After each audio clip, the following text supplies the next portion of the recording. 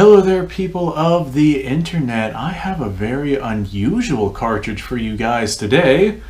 I have not been able to figure out a whole lot of information on this one. If you guys know more below, go ahead and let me know. But watch the whole video before you go down there and start spouting things off, because I have found some misinformation about this cartridge.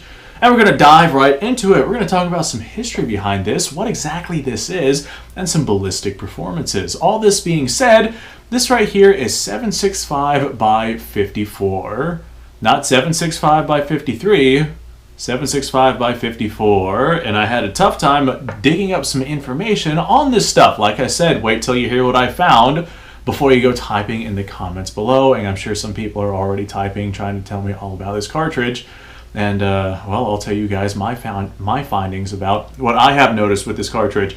I'm doing this in an effort to earn my way up to 100,000 subscribers. I don't really have a means to go out to the gun range right now, which is kind of why I'm just over here talking about these different cartridges and whether or not they would or would not be good for hunting. And I found these gems mixed in with some random miscellaneous stuff that I was going through. I was like, you know what, let's go ahead and break these out. So this is 765 by 54. And apparently this is a Belgian cartridge. It is for the Belgian Mauser, the model 1889 Mauser. And a lot of people, from what I have read, will tell me that this right here is identical to 765 Argentine. They just have different names despite the fact that they are the same cartridge. Well, I measured them out. I decided to go ahead, you know what, I'm a reloader, I have the equipment to do so, and I did measure them out. And sure enough, 765 by 53 Argentine comes out to a 765 by 53.5 millimeter case, whereas this one right here did in fact come out to a different measurement of 765 by 54. Not only that, but the neck itself was slightly different. I tried chambering this in my 1891 Argentine Mauser. I've got a whole variety of these different cartridges, and every single one of them failed to chamber in that 1891 Mauser, which I know for a fact can fire and chamber 765 Argentine. I have fired that rifle on this channel before, so if you feel like going to watch that video, go ahead and go check those out. So these appear, from what I have been able to tell with the measurements I have taken, and me even trying to chamber it in the rifle, they appear to be different than the 765 Argentine. But boy, are they incredibly similar looking rounds. Just slight differences in the neck and slight differences in the case length.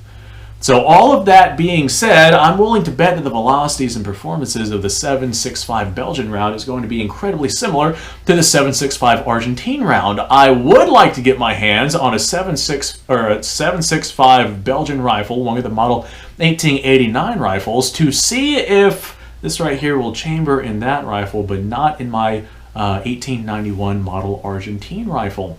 There might be slight differences in the cartridges between these two platforms, and I'd like to get my hands on one of those rifles to go ahead and do some inspections with that. All that being said, I am not an expert whenever it comes to these cartridges. I am just stating what I have found. Whenever it comes to the history behind these things, from what I can tell, Mauser, whenever the Belgians adopted the 1889 Mauser, they adopted this cartridge as well. And I have seen people out there call it 765 by 53 Belgian. I've seen people call it 765 by 53 Argentine. But this right here on the head stamp clearly says 762 by 54, or 765 by 54.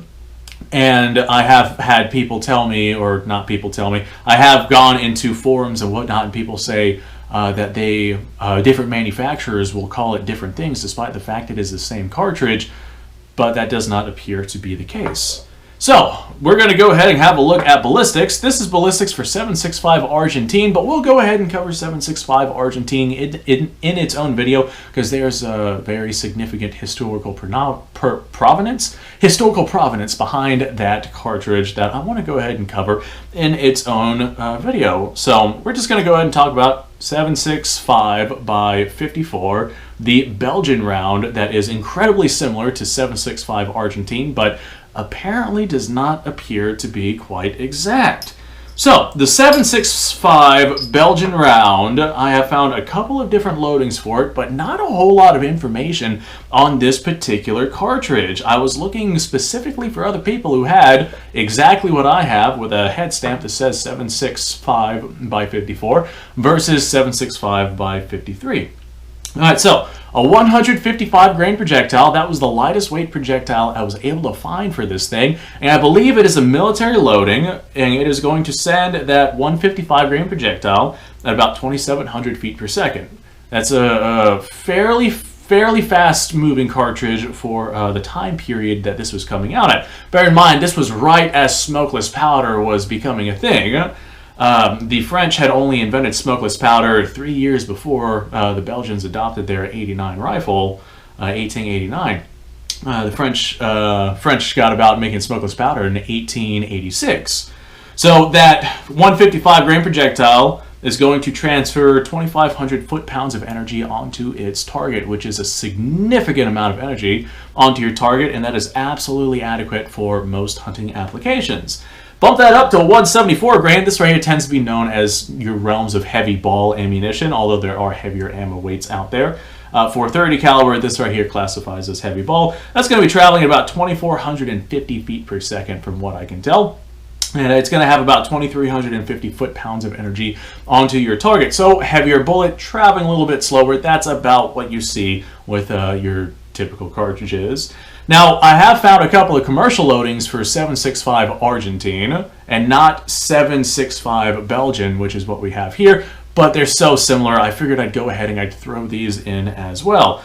So a 180 grain in 7.65 Argentine is going to travel about 2,550 feet per second, which is a slightly heavier bullet traveling at 100 feet per second faster than the original military loadings.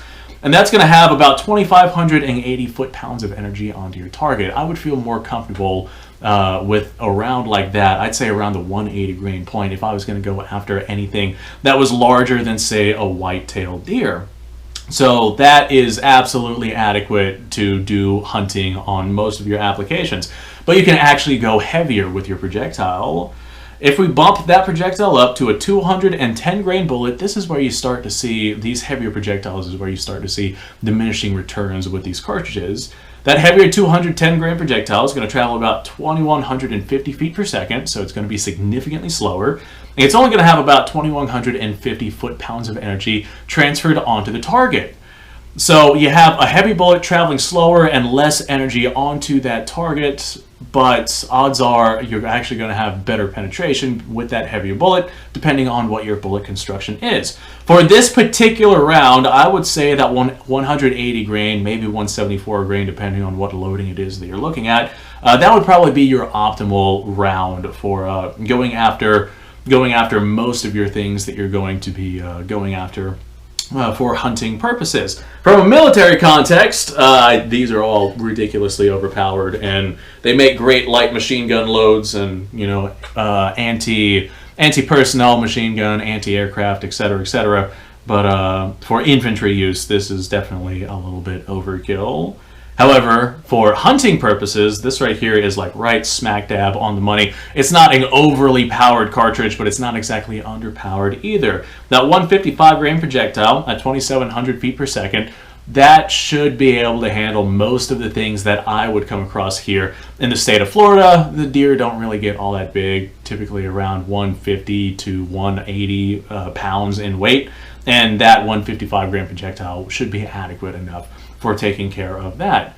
Whenever I was looking this stuff up, I was not expecting to find so much controversy about them, because like I said, I've seen people say, hey, these are identical to 7.65 Argentine.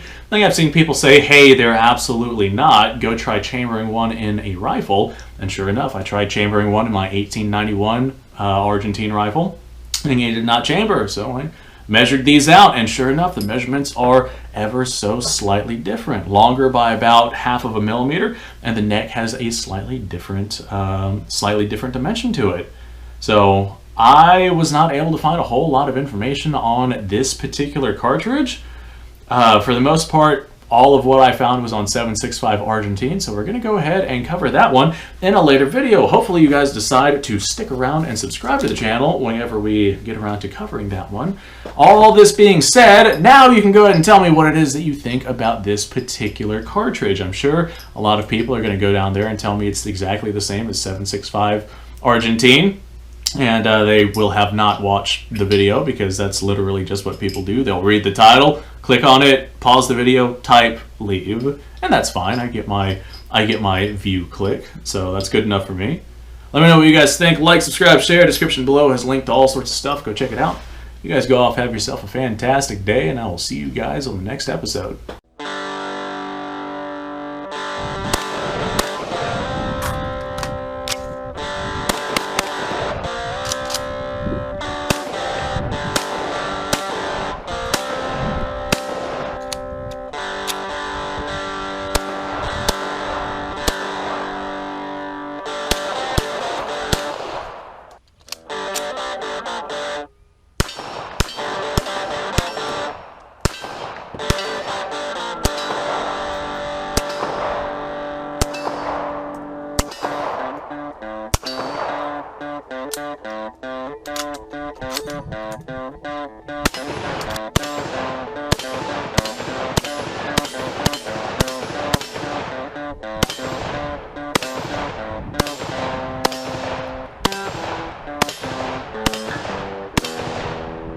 Been a little while since I've done this.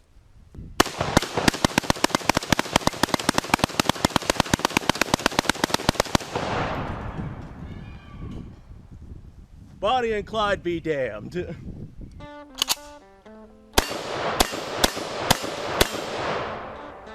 poor man's Garen.